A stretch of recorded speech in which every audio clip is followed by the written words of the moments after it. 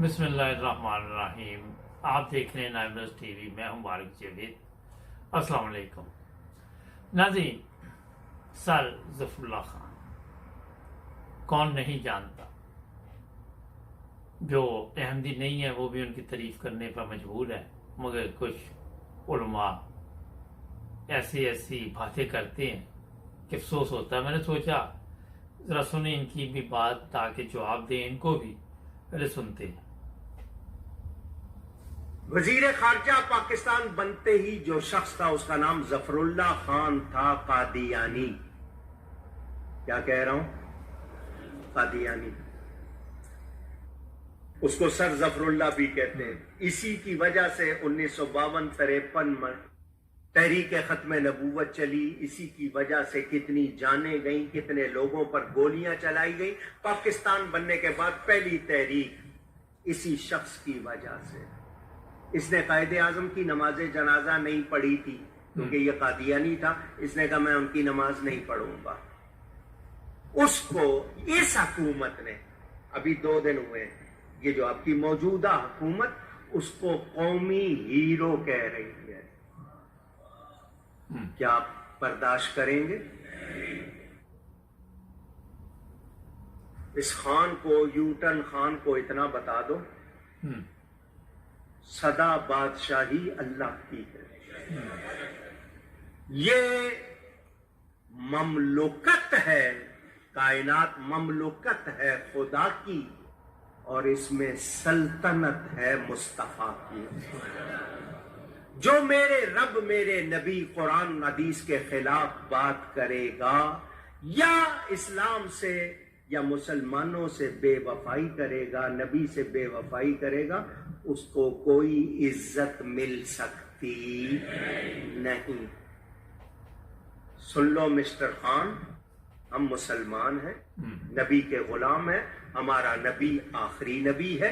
कादियानी, मिर्जाई, मुर्तद, काफिर है।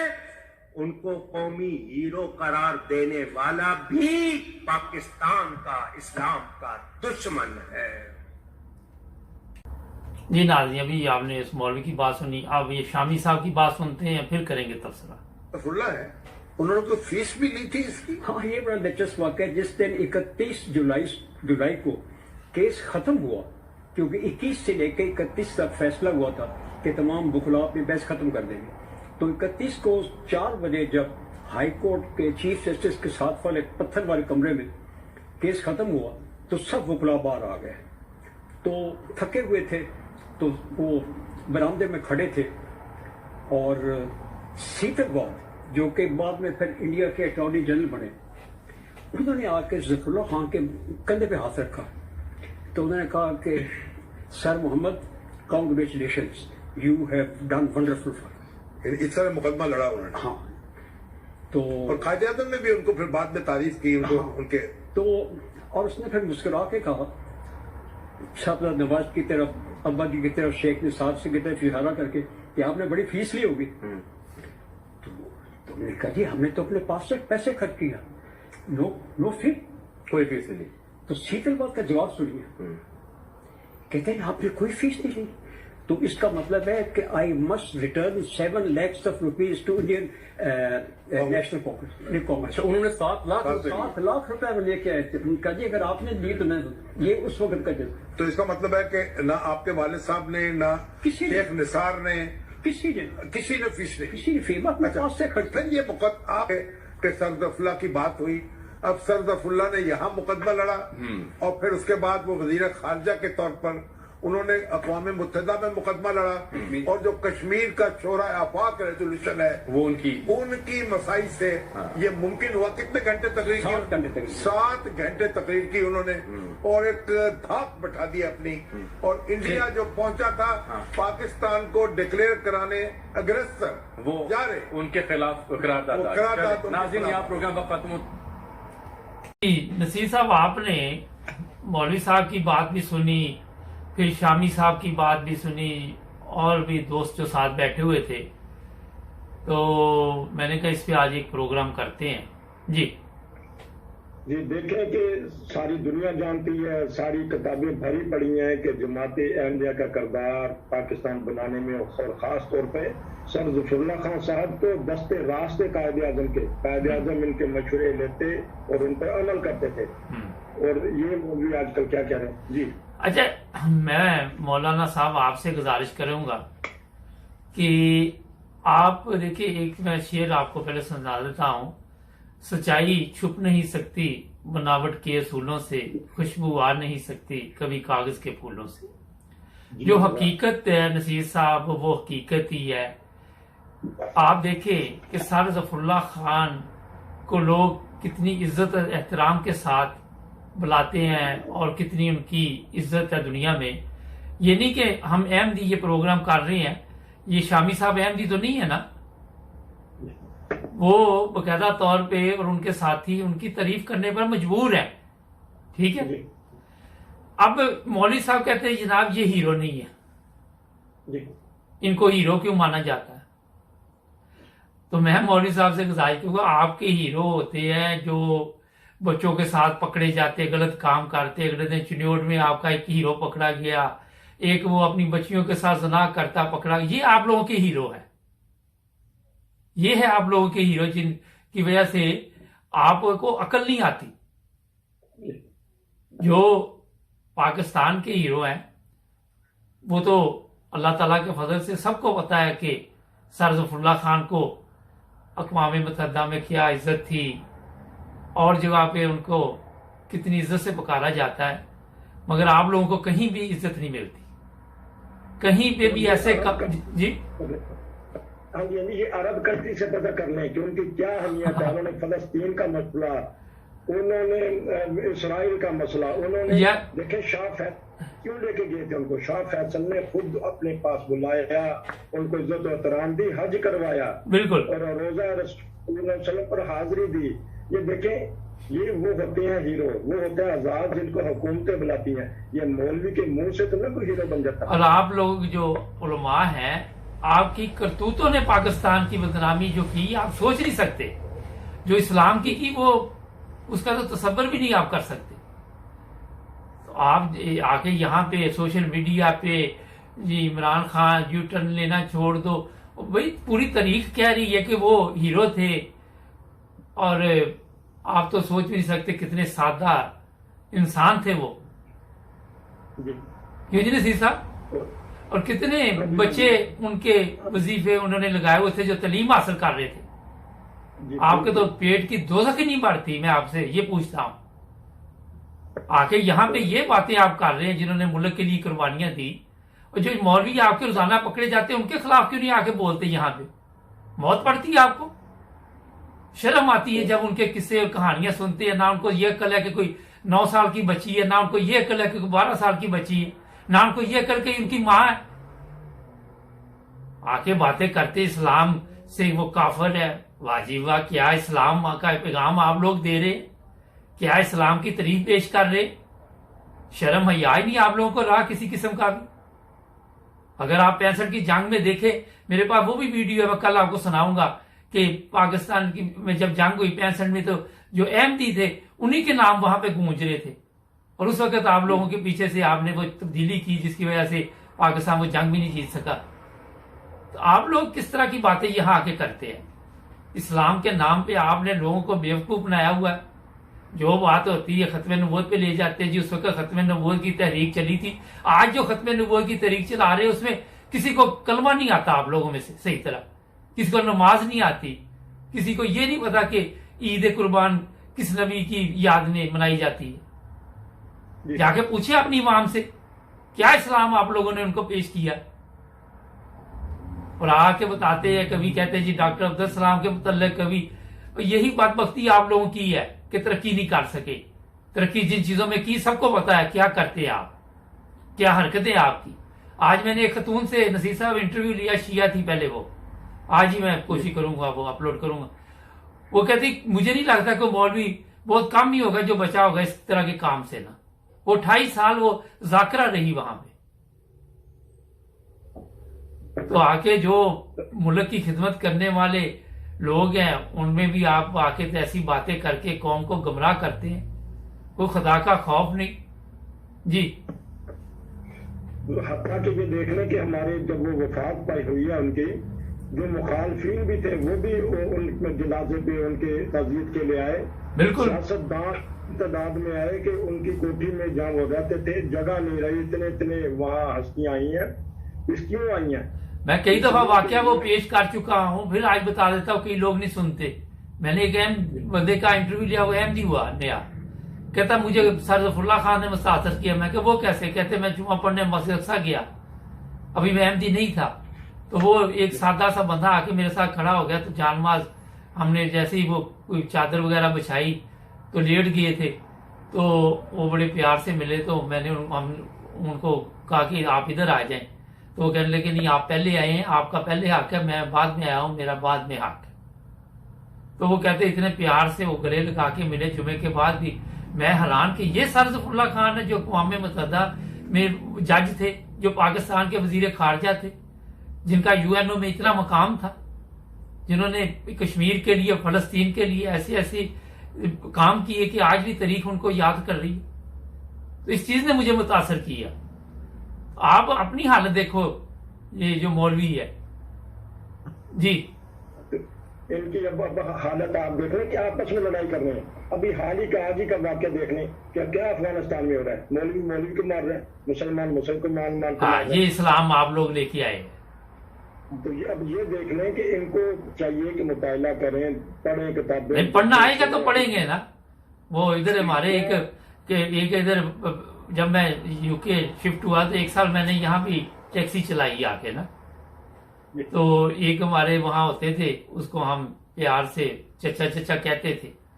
تو وہ جو وہاں کا آنر تھا وہ کہنے لگا کہ آپ یہ نقشہ یاد کریں. تو وہ اینک لگا کے آ گئی.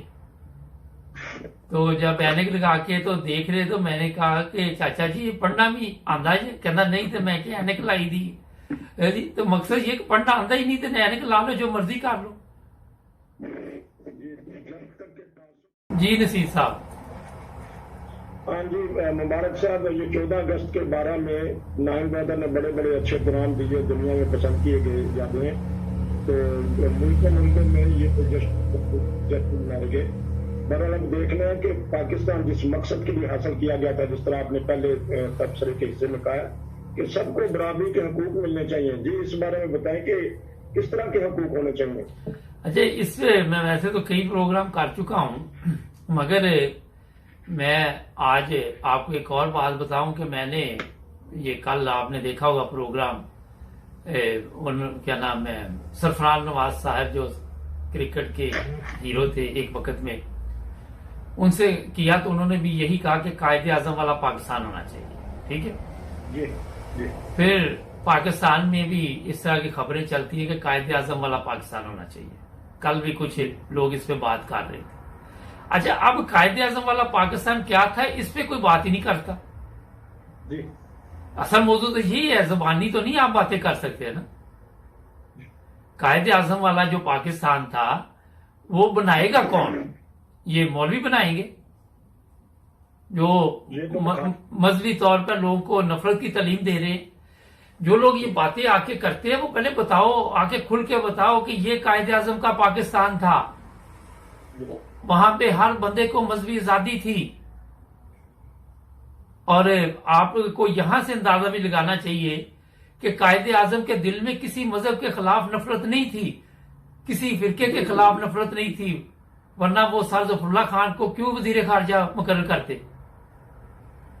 ایک سوچنے والی بات ہے نا. اگر کیونکہ زندگی میں وفا نہیں گئی, چلے جانا تو ہر کسی نے ہونا. اگر قائد اعظم یاد رہتے تو ایسے ایسے کام ہو جانے تھے 3 4 5 سال میں. میں یہی کہہ رہا ہوں کہ قائد اعظم کی نظر میں مذہب ایک علیحدہ چیز تھی, اور جو بندے میں کوالٹی تھی, جو بندہ سمجھدار تھا, جو ملک کی خدمت کرنے والا تھا, جو قربانی دینے والا تھا, وہ ایک علیحدہ تھا. وہ ملک کے لیے ان کو ایسے لوگوں کی ضرورت تھی جس طرح سر ظفر اللہ خان تھے. انہوں نے خود کہا تھا کہ ریاست اور حکومت علیحدہ, مذہب علیحدہ, کسی کو مذہب آزادی ہے. جب سے یہ मजहब और सियासत को इकट्ठा किया, ये भुट्टो ने शुरू किया काम। उसके बाद के आप मुल्क के हालात देख लें आपने, ना तो मजहब के मुताबिक मुल्क चल सका, ना जो सियासत है उसके मुताबिक चल सका। मजहबी जमातों ने सियासतदानों को इस्तेमाल किया, सियासतदानों ने मजहबी जमातों को इस्तेमाल किया।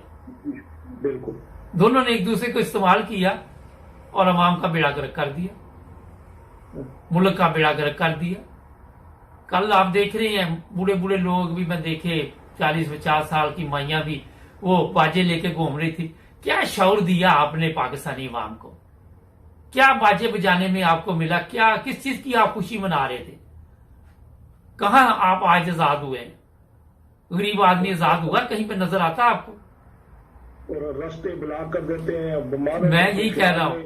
तो ये चीजें जो है, इसमें मैं आपको बताऊं कि जो कौमें आजादी के जश्न मनाती हैं, उन्होंने कोई ऐसे कारनामे किए भी होते हैं। कोई कारनामा मुझे बताएं कि एक एटम बम बना के तो कह दिए जी बड़ा कारनामा किया। तो ये हालात जो आप देख रहे हैं वहां पे, तो उसके मुताबिक मेरा ख्याल है कि अपनी इस्लाह की जरूरत है, ना कि बाजे बजाने की जरूरत है। हाँ जी, हाँ, तो हम ये कहते हैं हम कि बिल्कुल अच्छा कारनामा इन्होंने किया, लेकिन अपनी कौम को तो बदले, उनके हालात तो बदले। नहीं, कौम को तो वो बाजों पे लगा दिया। आपको मैं एक चीज बताऊं कि ये जो काम कल वहां पाकिस्तान में हुए, डांस हुए, भंगड़े, और बूढ़े बूढ़े लोग भी डांस कर रहे हैं, इनमें से कितने हैं जिन्होंने शुक्राने के नफल अदा किए? जरा मुझे ये बता दो। चलो, आपको वो मुझे नहीं लगता कोई मिलेगा, शायद कोई बूढ़ा आदमी मिल जाए, मगर इसमें जे अगर मिलेंगे भी तो अहमदी मिलेंगे जिन्होंने शुक्राने के नफल अदा किए होंगे। जी, और क्योंकि अल्लाह ने अगर एटमी ताकत बना दिया, उसका शुक्र करना चाहिए कि हम एक ऐसी इस्लामी मुल्क है जिसके पास अपनी एटम है, अपनी दिफाई फौज है। इस्लामी मुल्क है वो अलग बात है कि हमें वहां पे इस्लाम का नहीं पता। इस्लाम के ऊपर हमने पाबंदियां लगा दी, कलमे मिटाने शुरू कर दिए, मस्जिदों से मनार गिराने शुरू कर दिए, कब्रों से बिस्मिल्लाह मिटाना शुरू कर दिया, और हम जी इस्लाम के लंबरदार हैं, हम इस्लाम के ठेकेदार हैं। क्या बात है जनाब। जी, तो एक और बात है क्योंकि तबसरे का टाइम थोड़ा है कि 15 अगस्त हम हिंदुस्तानियों को मुबारकबाद देते हैं उनकी आजादी की, लेकिन वो भी इस तरफ चल पड़े हैं। वहां भी मजहबी तौर पे आजादी ऐसी नहीं दी जा रही, वहां भी देखिए जी, मैं आज एक प्रोग्राम किया कि हमारे माशरे की बर्बादी का आगाज इसी तरह हुआ कि लोगों ने जो मजहब को नहीं जानते थे, उन्होंने मजहब के नाम के ऊपर तिजारत की, मजहब के नाम के ऊपर फसाद करवाए, मजहब के नाम के ऊपर कत्ल किए, मजहब के नाम के ऊपर अहमदियों को शहीद किया, मजहब के नाम के ऊपर अहमदियों की मसाजिद को शहीद किया, मजहब के नाम के ऊपर उन्होंने सीरान राह मौला जो जेलों में अभी भी अहमदी पड़े हुए हैं और बेशुमार 10-10 साल की जेलें फजूल में बैठे रहे, वो ना कसूर कोई नहीं था। आपको इल्म होगा साहिवाल केस का ना। तो इस तरह अब भी ऐसे हैं, तो हिंदुस्तान को भी अब चाहिए कि अगर तरक्की याफ्ता है मुल्क, वो तरक्की कर रहा है, लेकिन जो वहां भी मजहबी मुनाफरत फैलाई जा रही है, जिसके वो उनको अभी भी देखना चाहिए, पाकिस्तान से सबक हासिल करना चाहिए, अफगानिस्तान से सबक हासिल करना चाहिए। बिल्कुल, मजहब और सियासत को अलहदा रखे। जो लोग इस तरह मजहब को इस्तेमाल करते हैं और ऐसे कवानीन बनाए कि उनको सजाएं दें, पाकिस्तान में भी, हिंदुस्तान में, बांग्लादेश में भी दी जा रही है ना सजाएं, तो इन्हें सजाएं देते क्या मौत पड़ती है?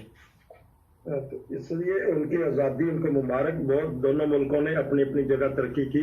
बिल्कुल, मुझे वो सरफराज नवाज साहब की बात एक बड़ी अच्छी लगी कि ह्यूमन राइट्स की बातें करते हैं, तो वहां पे तो इतना जुल्म हो रहा है कि इंसानियत के नाम पे, तो उनको सजा देने वाला कोई नहीं। इन्होंने ये एटमी ताकत तो हो गए हैं, लेकिन जो अवाम की ताकत है उनको वो दी नहीं जा रहे, उनके हकूक नहीं दिए जा रहे। देखिए जी, अवाम को ये हकूक कैसे दे सकते हैं? ये पहले अवाम के लिए कुछ, पहली चीज तो ये कि अवाम की इनको फिक्र ही कोई नहीं है। اگر یہ عوام کے لیے آئیں، یہ تو اپنے فیملی اپنے بچوں کی پرورش کے لیے آتے ہیں کہ وہ بڑی بڑی گاڑیوں میں پھریں، ان کو پروٹوکول ملے، ان کو یہ ملے، ان کو وہ ملے۔ عوام کے لیے یہ لوگ کہاں آتے ہیں؟ ان کے دل میں کہاں درد ہے یہ والا؟ جی اب یہی ہے کہ اب دیکھیں، حالات کو دیکھیں، جائزہ لیں۔ اگر انہوں نے ترقی کرنی، یورپ کی طرف دیکھیں کہ کس طرح انہوں نے ترقی کی ہے۔ بعض یورپی ممالک ہیں ان کے پاس ایٹم بم نہیں ہے، ان کے پاس کوئی طاقت نہیں ہے، لیکن انہوں نے انصاف کے ذریعے اپنے عوام کو خوش کیا اور ساتھ لے کے خوشحالی پیدا کی۔